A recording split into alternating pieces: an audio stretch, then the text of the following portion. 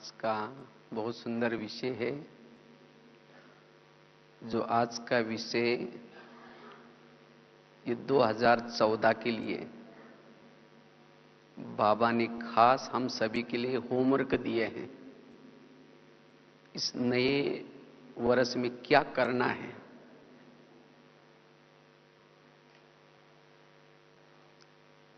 सभी ने हाथ भी खड़ा किया था, बड़े खुशी से कहा था कि हम कमजोरी को समाप्त करेंगे। क्यों बाबा ने ये होमवर्क दिए हैं? क्योंकि हमारा सबका लक्ष्य है कर्मातीत बनना, बाप समान बनना, अशरीरी बनना, विदेही बनना। यह हमारा सबका लक्ष्य है। लेकिन इस लक्ष्य तक पहुंचने के लिए ये कमजोरी बहुत बड़ा विघ्न है।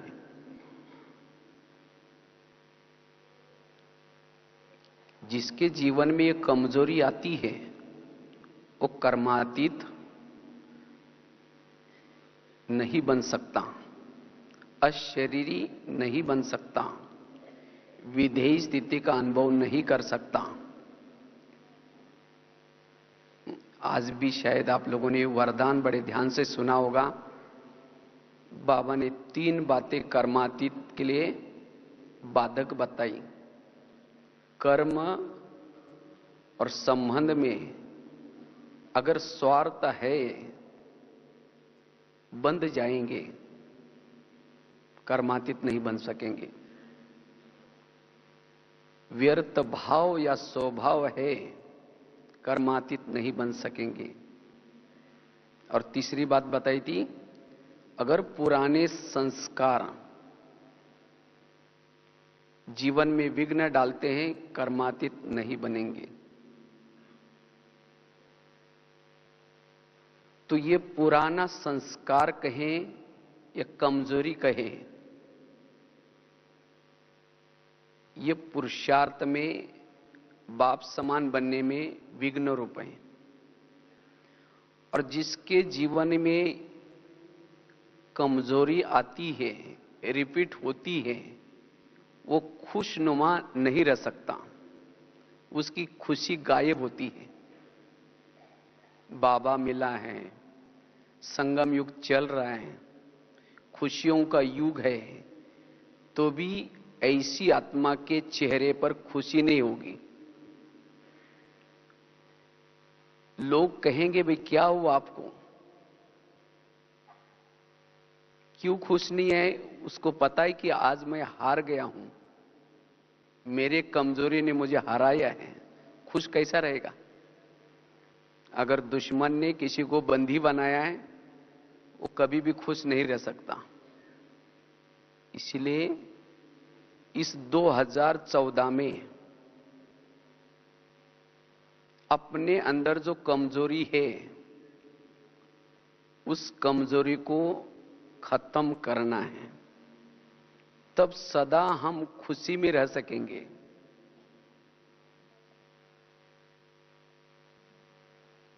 कमजोरी जिसके जीवन में आती है, उसकी वृत्ति भी निगेटिव होती है। वो वायुमंडल को भी निगेटिव बनाएगा, उसका टाइम भी वेस्ट हो जाता है। जिसके जीवन में वो कमजोरी आती है, वो आत्मचिंतन, परमात्मा चिंतन, मनन चिंतन, ज्ञान का चिंतन नहीं कर सकता। जिसके जीवन में कमजोरी आती है, उसकी अंतर्मुखता भंग हो जाती है।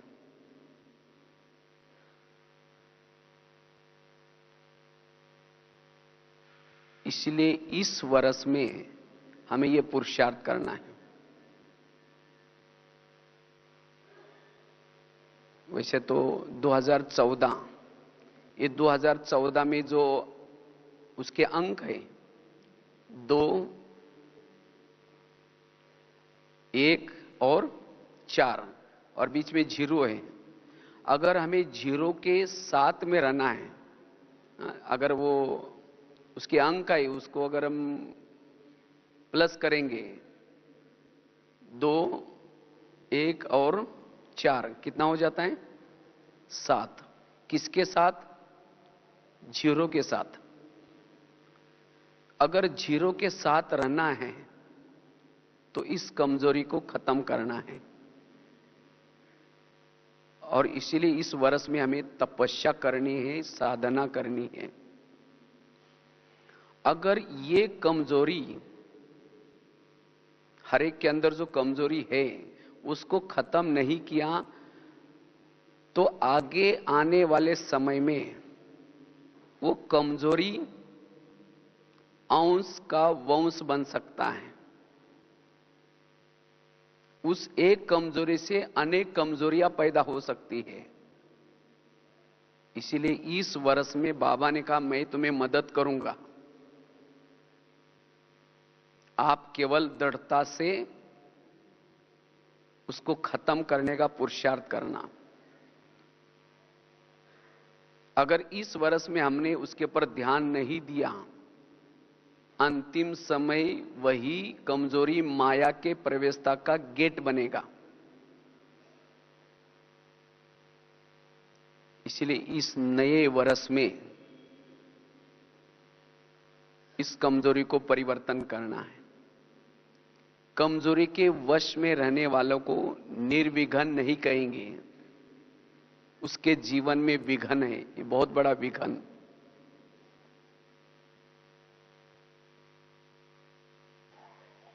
तो अगर हमने कमजोरी को परिवर्तन नहीं किया, जैसे रामायण में बहुत अच्छी एक घटना दिखाते हैं, राम और रावण का युद्ध चल रहा था।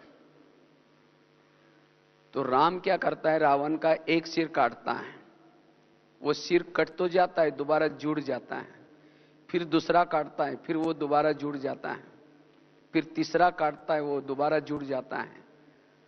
आखिर राम थक गए, उनके पास विभीषण आया और उन्होंने राम को कहा कि ऐसा नहीं मरेगा, आप उसके नाभि में तीर लगाओ। और जब नाभि में तीर लगाया तो रावण क्या हो गया, एक धक से मर गया। इतना समय तो वो गले काट रहा था, लेकिन जब नाभि में तीर लगाया तो रावण क्या हो गया, मर गया। तो इसी तरह आज हम भी क्या कर रहे हैं, कोई 10 साल से, कोई 20 साल से, कोई 30 साल से, कोई 5 साल से रावण के गले काटने में लगे हैं। गले अर्थात कभी काम का गला काट देते हैं, वो गला तो कट जाता है, दोबारा जुड़ जाता है। फिर कभी क्रोध का काटते हैं, कभी लोभ का काटते हैं, लेकिन रावण नहीं मर रहा है। क्यों? हमने उसके नाभि में तीर नहीं लगाया है। तो रावण की नाभि है स्वयं की कमजोरी, और इसीलिए इस वर्ष में अगर अपने अंदर के रावण को खत्म करना है तो नाभि में तीर लगाना है, अर्थात अपनी कमजोरी को खत्म करना है। इसीलिए बाबा ने कहा ना, एक विशेषता धारण करो। एक विशेषता धारण करने से कमजोरी क्या हो जाएगी, खत्म हो जाएगी। क्योंकि विशेषता अगर धारण करते, जैसे घर में अंधेरा है, अगर वहां लाइट जलाओ तो अंधेरा क्या हो जाएगा, भाग जाएगा। इसी तरह कमजोरी को खत्म करने का साधन है, जो स्थिति आपको अच्छी लगती है, जिससे आप खुश रहते हैं, जिस स्थिति में रहने से आपका योग अच्छा लगता है, आपको अतीन्द्रिय सुख मिल जाता है, जिस गुण को या विशेषता को अपनाने से माया आपके ऊपर वार नहीं करती, ऐसे स्थिति को, ऐसे विशेषता को डेवलप करो, उसको गहराई में जाओ, उसका अनुभव करो। अगर उस एक स्थिति के गहराई में जाएंगे, वो कमजोरी ऑटोमेटिकली खत्म हो जाती है।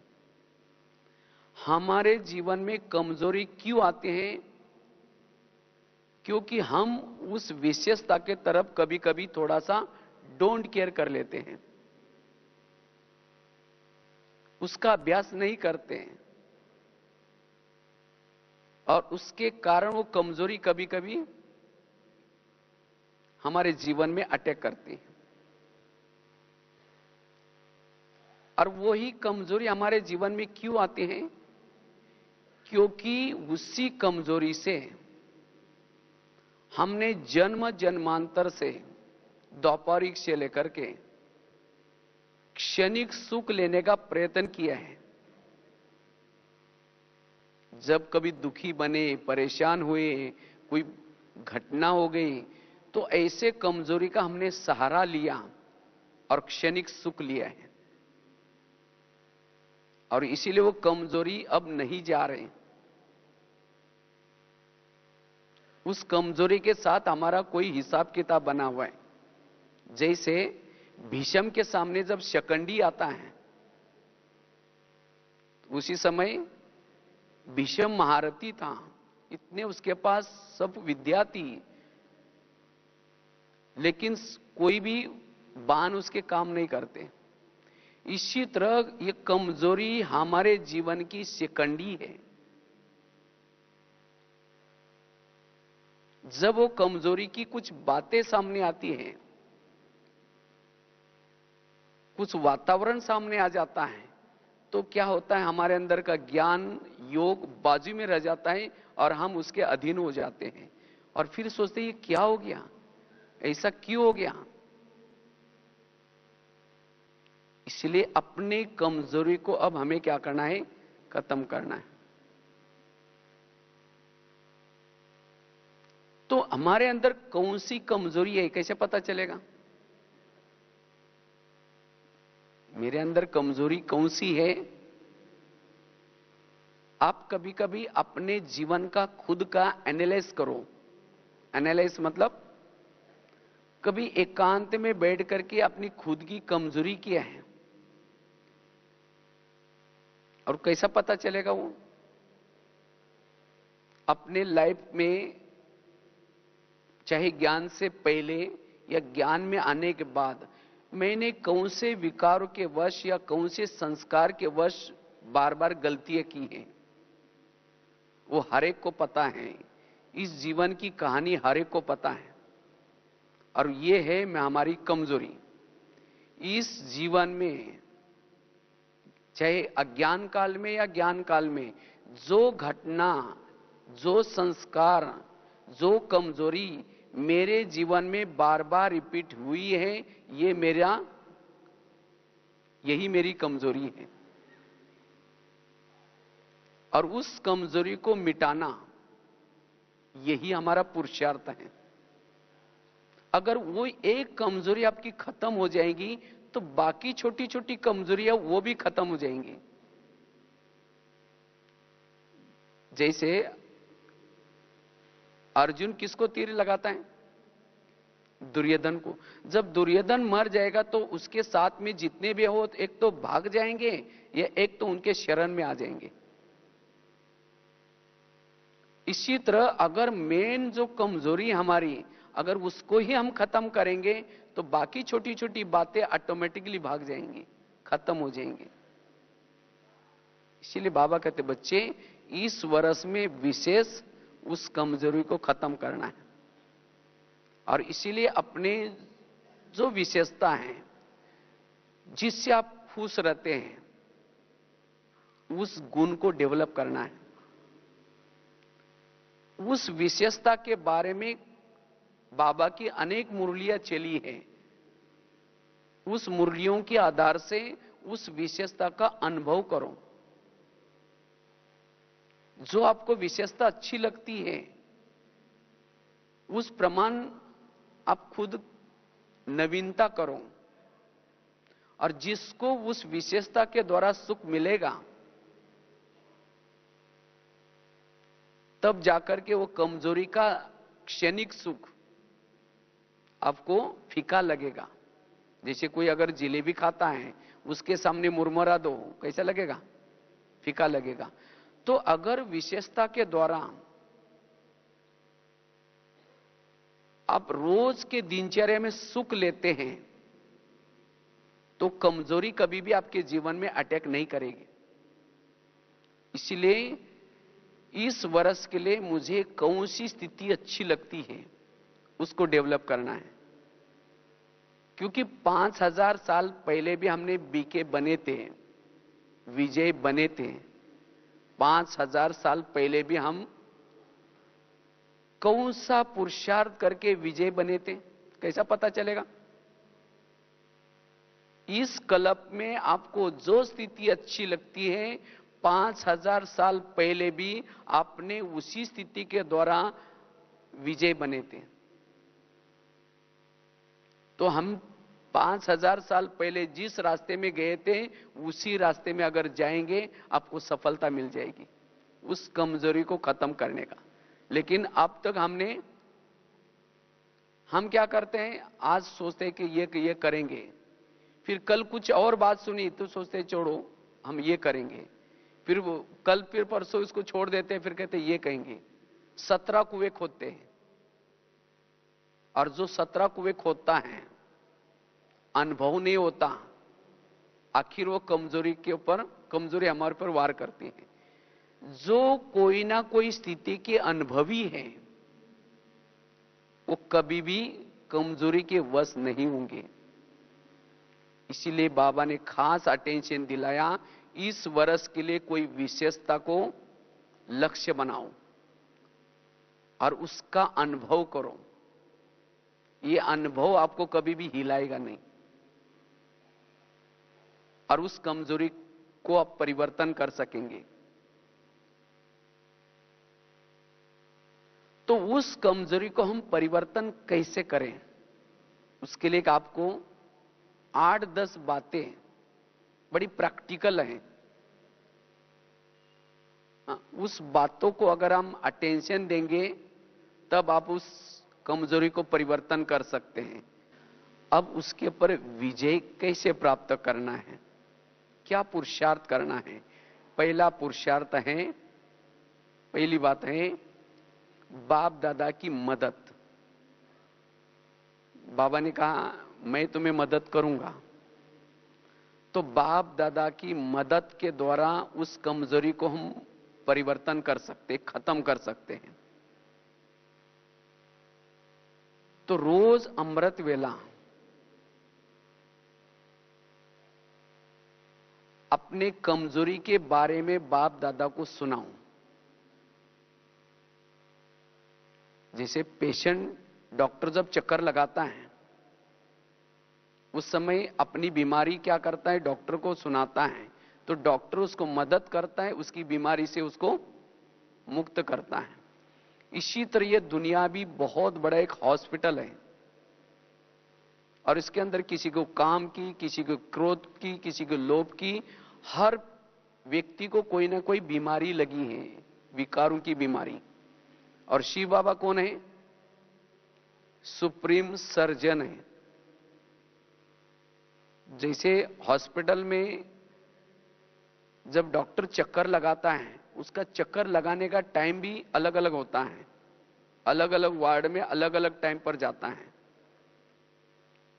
तो इसी तरह ये दुनिया भी बहुत बड़ा हॉस्पिटल है, और इसमें 4 वार्ड हैं, America ward, Africa ward, Europe ward, Asia ward. तो हम कौन से वार्ड में रहते हैं? एशिया वार्ड में। तो यहां बाबा का आने का टाइम है, डॉक्टर का आने का टाइम है 2 बजे से लेकर के 5 बजे तक चक्कर लगाता है। अब डॉक्टर चक्कर लगा रहे हैं और पेशेंट आराम से सोया पड़ा है, तो डॉक्टर चक्कर लगा करके चला जाएगा, उसकी दवाई नहीं मिलेगी। अच्छा, कोई पेशेंट उठा है और उठ करके डॉक्टर के चेहरे की तरफ देखता है, कुछ बोलता ही नहीं, दवाई मिलेगी? नहीं मिलेगी। इसी तरह हम भी कई भाई बहन अमृत वेला उठते हैं, कई तो सोते भी रहते हैं, कई तो उठ तो जाते हैं लेकिन आंखें बंद करके बैठ जाते हैं। कई तो आंखें तो खुली हैं लेकिन कुछ बोलते ही नहीं है, बस चेहरे की तरफ देखते रहते हैं। ऐसे को मदद नहीं मिलेगी, अपनी कमजोरी को परिवर्तन नहीं कर सकता। जब मैं ये बात किसी को बोल रहा था तो उसी समय एक भाई ने कहा कि बाबा तो भगवान है, जानी जाना ना रहे, बताने की क्या जरूरत है बाबा को। अब उसको पता है कि सामने पेशेंट आया है, उसको ये बीमारी है, अपने आप दवाई दे दे। डॉक्टर तो पेशेंट के बारे में सब जानता है, इसको क्या क्या बीमारी है, क्या क्या प्रॉब्लम है, स्टडी किए हैं। लेकिन जब कोई पेशेंट सामने आता है, डॉक्टर पूछता है अच्छा आपको क्या प्रॉब्लम है। उस समय पेशेंट थोड़ी बोलता आपको पता नहीं मेरे को क्या प्रॉब्लम है, चेक करो, बोलता है। पेशेंट को सुनाना पड़ता है और जो पेशेंट सुनाएगा वही दवाई मिलती है। इसी तरह हमें इस वर्ष में रोज अपने अमृत वेला की दिनचर्या में क्या करनी है, अपने कमजोरी के बारे में हलचल बाबा को सुनाना है। इसलिए बाबा ने कहा ना, रोज अमृत वेला क्या करो, सुनाओ, तब बाबा की मदद मिलेगी। जैसे वो डॉक्टर पूछता है अच्छा आपको क्या हुआ, तो पेशेंट कहता है हाँ डॉक्टर साहब मैंने आपकी दवाई ली थी तो भी 2 बार उल्टी हुई, 2 बार ऐसा हुआ, ये हुआ। फिर पूछता अच्छा और क्या हुआ, क्या हुआ। तो फिर बाद में क्या करता है, वो लिख करके किसी कंपाउंडर के द्वारा कहता है उस वार्ड में उस बेड पर ये पेशेंट है, इसके दवाई दे के आना। इसी तरह अगर आप अमृतवेला बाबा को सुनाएंगे तो आपकी कमजोरी की दवाएं, चाहे कोई कंपाउंडर के द्वारा, कोई मधुवन से कोई ना कोई बाबा किसी को भेज देगा, या फिर मुरली के माध्यम से, या फिर टचिंग के माध्यम से आपके कमजोरी की दवाई आपको पहुंच जाएगी, अगर आप बताएंगे तो। अगर नहीं बताएंगे बाबा की मदद नहीं मिलेगी। तो ये इस वर्ष में ये प्रयोग हमें करना है। यह है पुरुषार्थ उस कमजोरी को खत्म करने का। दूसरा पुरुषार्थ है, बाबा ने कहा कि महारथी की भी मदद लो। महारथी की मदद से भी आप उस कमजोरी को परिवर्तन कर सकते हैं। आपके सेंटर पर जिन आत्माओं को निमित्त बनाया जो आपसे सीनियर हैं, अगर आपके अंदर कोई कमजोरी है तो आपकी कमजोरी की बातें उनको सुना करके उनसे आप छूटने की राय ले सकते हैं। यह भी एक बहुत बड़ी युक्ति है। लेकिन हम क्या करते हैं, हम अपनी कमजोरी किसी को सुनाते नहीं हैं। क्यों नहीं सुनाते हैं? उनको लगता है कि अगर हम किसी बहन को बता देंगे, हमारे निमित्त को बताएंगे, तो हमारी निमित्त बहन हमें उस नजर से देखना शुरू करेगी। इसीलिए उस कमजोरी को छिपाते हैं। अगर कमजोरी को छिपाएंगे तो छिपाते छिपाते खुद भी छिप जाएंगे, ओम शांति हो जाएंगे।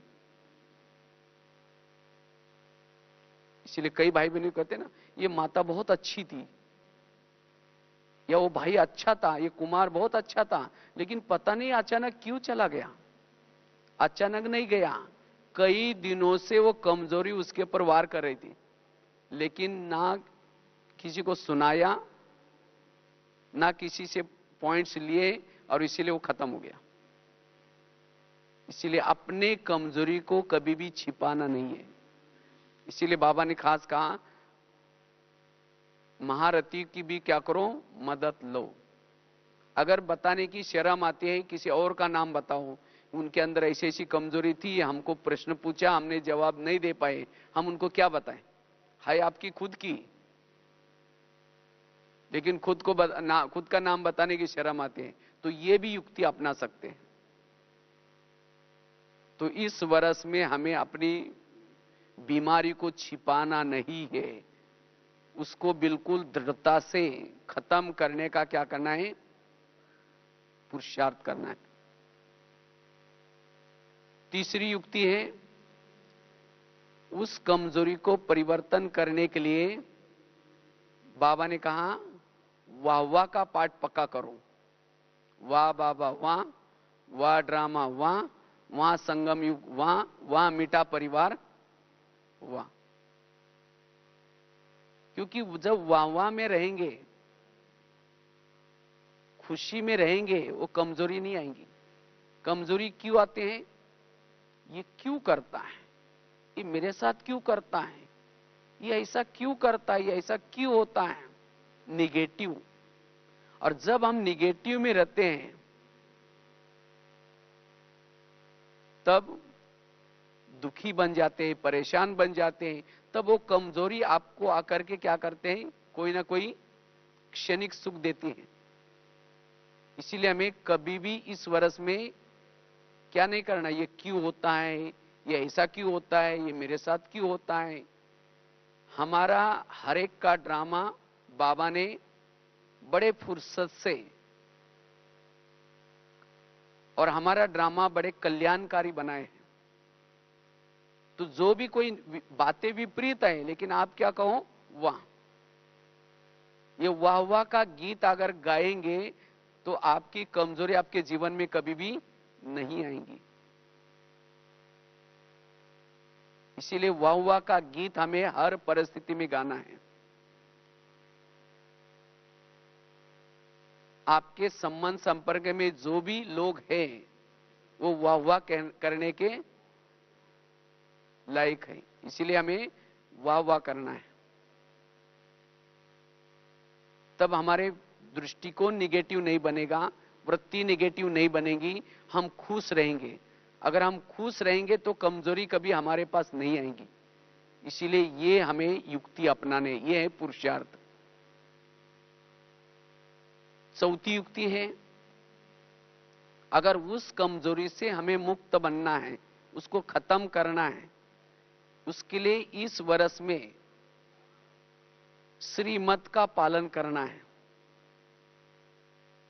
क्योंकि जब हम श्रीमत का पालन करते हैं, श्रीमत से हम समर्थ बनते हैं, श्रीमत से हम शक्तिशाली बनते हैं। और जिस समय हम श्रीमत का उल्लंघन करते हैं, श्रीमत में मन मत मिक्स करते हैं, तो कमजोर बनते हैं। और जब हम कमजोर बनते हैं तब हमारी कमजोरी हमारे ऊपर वार करती है।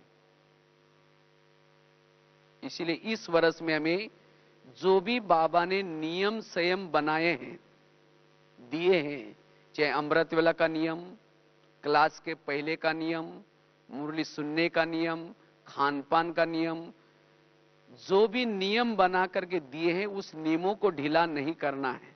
अगर नियमों को ढीला करेंगे तब कमजोरी हमारे पर वार करती है। वैसे तो बाबा कहता है माया मेरी बेटी है। माया मेरी कौन है? बेटी है। और आप मेरे कौन हो? बच्चे हो। तो माया और हमारा रिश्ता क्या हो गया फिर? भाई बहन हो गया। कोई भी बहन भाई को थप्पड़ कब मारती है?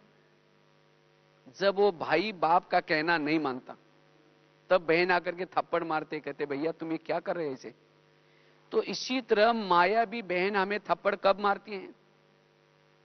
जब हम बाप का कहना नहीं मानते, जब मनमत प्रमाण चलते हैं, श्रीमत का उल्लंघन करते हैं, उसी दिन माया आकर के थप्पड़ मारती। तो इसीलिए इस वर्ष में वो माया बहन मुझे थप्पड़ ना मारे, इसीलिए क्या करना है? श्रीमत का पालन करना है। जिस समय आप रोज अमृत वेला करते हैं, रोज मुरली सुनने के लिए अच्छी तरह आते हैं, रोज क्लास के पहले योग करते हैं, खान पान के नियम पर रहते हैं, तो कभी भी आपको माया थप्पड़ नहीं मारती। और ही माया खुश हो जाती कि वाह मेरा भैया तो बड़े अच्छे कमाई कर रहे हैं, वो ताली बजा करके खुशी मनाती है। लेकिन थोड़ा हमने नियम को तोड़ा, वो आकर के थप्पड़ मारेंगे। अभी भी कभी भी आपके जीवन में कमजोरी आई है, उन दिनों को याद करो। जरूर आपने 3-4 दिन पहले से उस अपने ईश्वरीय नियम को तोड़ा होगा, मर्यादा को तोड़ा होगा, और तब जाकर के माया ने वार किया होगा। ऐसी माया कभी भी वार नहीं करती। इसीलिए इस वर्ष में हमें दृढ़ संकल्प करके चलना है यहां से कि इस वर्ष में हम कुछ भी हो जाए नियम को नहीं तोड़ेंगे, तब उस कमजोरी के ऊपर जीत प्राप्त कर सकेंगे। तो कितनी बातें बताई? पहली बताई, बाप दादा की मदद, रोज अमृतवेला बाबा को कमजोरी का समाचार देना। दूसरा बताया, महारथी का सहयोग लेना। तीसरा बताया, वाह बाबा वाह, वाह ड्रामा वाह, वाह परिवार वहां संगम, वाह वाह का गीत। चौथी बात बताई, श्रीमत का पालन। पांचवी बात है, अगर उस कमजोरी के ऊपर विजय प्राप्त करना है, उस कमजोरी का भोजन नहीं देना। भोजन मतलब उस वायुमंडल से दूर रहना। वास्तव में हमारे जीवन में कमजोरी क्यों आती है? कमजोरी आने का कारण है, कहीं ना कहीं हम उस बातों का क्या करते हैं, उसको एटमॉस्फेयर देते हैं, हवा पानी मिल जाता है उसको। बाबा कहते हैं माया कागज का शेर है, लेकिन वो कागज का शेर असली कब बन जाता है? जब उसको कहीं ना कहीं हवा पानी मिल जाता है। समझो, एक आपको एक मिसाल देते हैं, किसी की कमजोरी है काम विकार की, उसकी कमजोरी है उसके जीवन में बीच बीच में उसको पराजित करती है। अगर ऐसी आत्मा कोई इंटरनेट में बैठ करके कोई गलत अश्लील फोटो देखेंगे, कोई ऐसे ऐसे पिक्चर देखेंगे, कोई ऐसे गीत सुनेंगे भड़काऊ, कोई फैशन करेंगे, मना उस संस्कार के लिए क्या दे रहे? कमजोरी को भोजन दे रहे। अगर वो भोजन देंगे तो क्या वो कमजोरी नहीं आएंगी? जरूर आएंगी। इसीलिए इस वर्ष में जिस बातों को देखने से, जिन बातों को सुनने से मेरी कमजोरी जागृत होती है, उन बातों से हमें वैरागी बनना है, उन बातों का मुझे त्याग करना है। तो कमजोरी कभी भी आपको हरा नहीं सकेगी।